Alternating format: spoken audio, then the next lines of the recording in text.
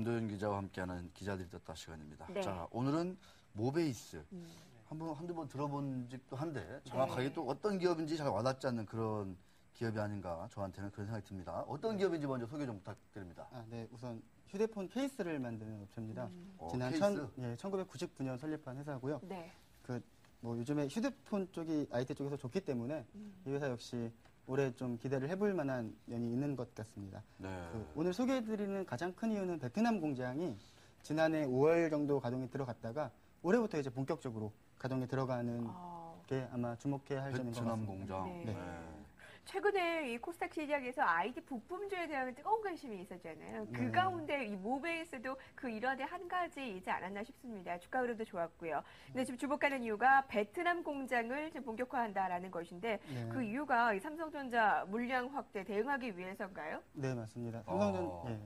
삼성전자가 지난해 한 3억 2천만 대 정도를 총 출하를 했었고요. 네. 판매를 했었고 올해는 3억 8천만 대 정도를 보고 있습니다. 근데 이 베트남 공장에서만 올해 한 1억 5천만 대 정도를 할 수 있을 것으로. 대단하네요. 네, 전체 한 30에서 40% 정도 되는 이제 물량이죠. 구미 공장 시대는 갔군요. 구미는 뭐 이제 어. 거의 뭐 그렇군요. 있는 정도를 유지하는 정도고 네. 그동안에 이제 또 원래 제일 많았던 데가 중국의 천진이나 해주 그러니까요. 공장이었는데 올해는 천진, 해주 각각보다는 베트남 공장이 훨씬 많을 것 같습니다. 야. 중국보다 더 큰 건가요? 뭐 두 공장을 합친 것보단 적겠지만 네. 하나하나랑 비교하면 단일 각 법인으로는 공장으로. 가장 큰 네. 규모입니다. 네. 원래 베트남 공장을 올해 한 초반에는 1억 800만 대 정도 예상을 했었거든요. 근데 제가 다니면서 부품사들한테 여쭤보니까 한 1억 5천만 대까지는 충분히 할 수 있을 것 같다라는 야. 의견이 많았습니다.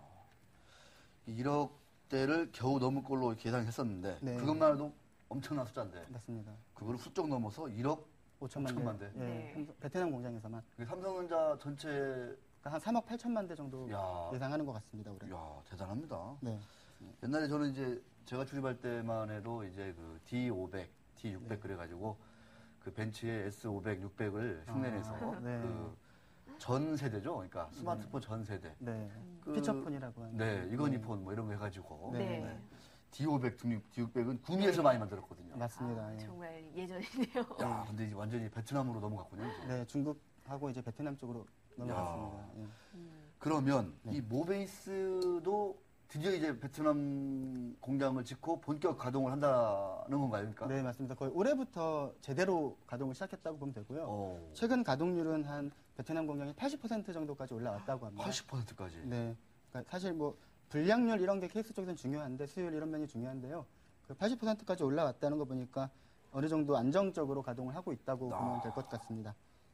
네. 대단하다. 자연유 실적도 증가가 실적. 예상이 되고 있겠죠? 네, 맞습니다. 올해 좀 실적이 좋을 것 같습니다. 그 어. 연간 기준으로 하면은 연결 실적으로 보면 올해 전체 한 매출 규모가 40% 정도 성장할 것으로 예상이 됩니다. 순이익이, 매출이 네, 매출 규모가 40%. 네, 맞습니다. 영업이익도 한번 좀 혹시 좀 이렇게 나왔는지 모르겠는데 네. 조금 한번 얘기해 주시죠. 표로 준비가 되어 있네요. 네, 네. 보시면 아시겠지만 그 2010년, 11년 보시면요. 우선 매출 규모는 많이 안 늘었는데 영업이익이 좀 늘었습니다. 야. 보니까 아마 그러니까 지난해부터 조금씩 이제 베트남 공장이 가동을 시작했으니까 그 아무래도 인건비적인 차원에서 국내나 중국보다 베트남이 많이 저렴한 편이거든요. 그래서 영업이익률이 영업이익이 올라가는 것 같고요. 올해는 매출 규모 40% 커지면서 네. 영업이익률 역시 많이 올라갈 것 같습니다. 네. 저희 방송 시작하기 전부터 약간의 움직임이 있었지만 시작하자마자 지금 급등 흐름을 나타내고 있어서 역시 기고만장의 뜨거운 관심이 바로 반영이 되고 있습니다. 영향이 그런 있는 건가요? 거죠. 네. 그런 건가요? 네, 쑥스럽네요. 네. 지금 얼굴이 지금 상당히 좀 네, 근데- 빨개지셨어요. 꼭 이 방송 때문이라고는 할 수 없으니까. 그렇다고 하면 돼요. 그냥 넘어가면 되죠. 알겠습니다. 굳이 뭐 그렇게 그러면 우리 방송의 기여도는 한 30% 정도 잡고 네. 뭐 다른 거는 한 뭐 이렇게 따질 수는 없는 거잖아요. 맞습니다. 그냥 넘어가시죠. 뭐. 고맙습니다. 네, 자, 맞아요. 타방송 기자까지. 네. 자 얘기가 돼요. 왜냐하면 네. 삼성의 스마트폰의 어떤 그 핵심 공장 라인이 베트남으로 이동을 했다. 맞습니다. 근데 모베이스가 베트남에 공장을 지었는데 올해 가동률이 현재 한 80%? 모베이스가 네, 맞습니다. 네, 올해. 지금 최근 한 80%까지 올라왔다고. 네. 만들어서 휴대폰 케이스를 네. 바로 근처에 있는 삼성폰에 폰에 납품을 하게 되면 네, 하노이 엠폰 공단이라고 하던데 네. 그쪽에 이제 공급을 하고 있습니다. 이 이익률이 많이 좋아질 거잖아요. 근처에 있으니까 또. 맞습니다. 네. 예, 그리고 인건비가 베트남이 국내로 치면 그러니까 대략으로 따졌을 때 한 국내의 3분의 1. 그러니까. 그 중국이랑 비교해도 40에서 50% 정도 저렴하다고 하더라고요. 네. 예, 올해 영업이익률 많이 기대해도 좋을 것 같습니다. 네. 그러면 그 이제 본격화되잖아요. 베트남 공장 가동이. 네. 그러면 이제 실적으로 보여줘야 되지 않습니까? 가시화가 돼야 되는데 네. 올해 전망이 어떻습니까? 그 뭐 보시면 아시겠지만 2011년에 한 매출에 1,287억 정도 했고요. 영업이익 64억 했는데 그 하이투자증권에서 이제 전망치를 내놓은 게 있습니다. 그 매출액 1,950억 원 그리고 영업이익 156억 원입니다. 그러니까 영업이익률이 한 8%까지 나오는 거죠. 대단하군요. 네, 영업이익률이 계속 상승하는 추세에 있는 거죠. 케이스로 영업이익률이 8%까지. 네, 맞습니다. 야, 베트남 저거는- 공장 덕이 컸던 것 같습니다. 오, 저거는 네. 상당히 나오기가 어려운 숫자거든요, 이게. 네, 맞습니다. 그럼 나오는군요. 그리고 네. 삼성전자가 베트남 공장에서 그동안 예전에는 좀 중저가폰을 많이 했었는데 올해는 이제 좀 고가 좋은 것들 있잖아요. 그러니까 최근에 치면 뭐 갤럭시 S3도 네. 이제 베트남에서. 예, 네. 많이 만들고 모베이스도 그 갤럭시 S3 물량을 그 베트남에서 만들어서 공급하는 걸로 알고 있습니다. 그렇게 알고 있군요. 네. 네. 저는 그렇게 전해졌군요. 아, 네, 전해졌습니다. 가서 본 건 아니고. 아, 네. 그렇죠. 예, 제가 듣기만 했습니다. 이 모베이스를 또 하나 유심히 봐야 될 이유는 이제 차트를 놓고 볼 때 네. 이게 10년도 초, 2010년 초에 한 2만 원 정도 넘었었거든요. 아, 무슨 일이 있었나요? 근데 그때는 이제 워낙 주가가 좋았으니까. 아, 네, 네, 네. 네. 근데 이게 쭈쭈쭈 빠져가지고 네.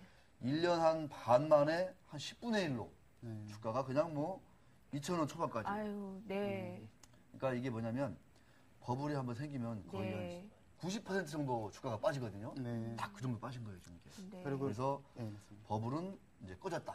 네. 그리고 확인한 다음에 정말 지금 딱 10분의 1 바닥에서 초반에 100% 올랐습니다. 네. 그럼에도 불구하고 이 회사의 그 시가총액은 420억 얼마 원으로서 안 되죠. 이 회사의 그 자기 자본에도 턱없이 못 미치는 네, 맞습니다. 이러한 저평가 상태를 보이고 있다. 네. 네. 베트남의 공장 이런 모멘텀을 감안할 때는 매우 매력적인 주가가 아니냐 이런 생각이 드는데 어떻게 보십니까 우리? 그렇게 보시는군요. 이제 휴대폰 케이스가 이제 조금 감안해야 할 점이요. 아, 이게 이 모베이스도 좀그 삼성전자가 거의 100%입니다. 삼성전자 물량이. 그래서 네. 이게 다른 케이스 업체 유명한 데도 있었지만 이렇게 물량이 끊기면 그러니까 예, 이제 실적이 확 줄어드는 그런 면이 네. 있거든요. 근데 모베이스는 최근 동안은 이제 주요 제품을 수주를 받았었고요.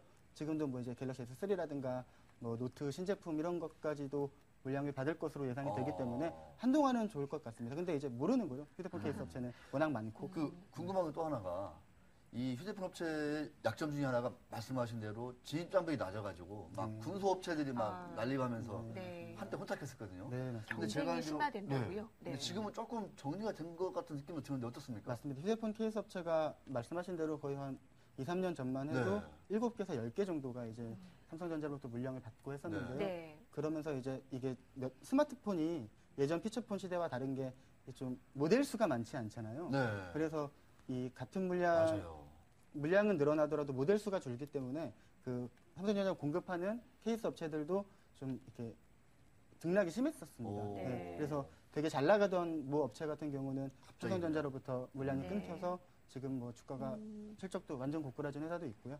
네. 지금은 네. 한 3-4군데 정도가 주요하게 한다고 보시면 될 것 같습니다. 네. 그래서 마진율이 올라가는 거예요. 아, 그래서 어떻게 경쟁에 살아남는 그 업체들이 좀 더 네, 이제 맞습니다. 강한 자가 될 수 아니 있다는 제가 볼 때 8% 이익률이면 네. 대단한 겁니다, 진짜. 음. 근데 이제 말씀하신 대로 이어져야 되는데 네. 이어져야 되는데 과연 그 담당자도 좀 재밌었던 게 네. 앞으로 계속 좋겠네요. 그러니까 모르죠. 네. 네. 모르죠. 잘 나가다가 네. 근데 제가 볼 때는 이 네. 말씀하신 대로 이제 소품종 대량 생산 체제로 가잖아요. 네, 이 맞습니다. 폰이 스마트폰이. 근데 한 번 거래선을 하고 연결이 되면 쉽게 바꾸기 어렵습니다. 네, 맞습니다. 그런 것도 있어요. 네. 올해 내년까지는 확실히 성장 추세를 이어갈 것 같습니다. 네. 주가가 조금 더 뛰었네요.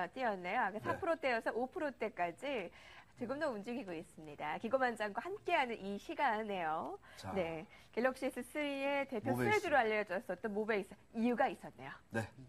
여기까지 하고 다음 코너로 넘어가도록 하겠습니다.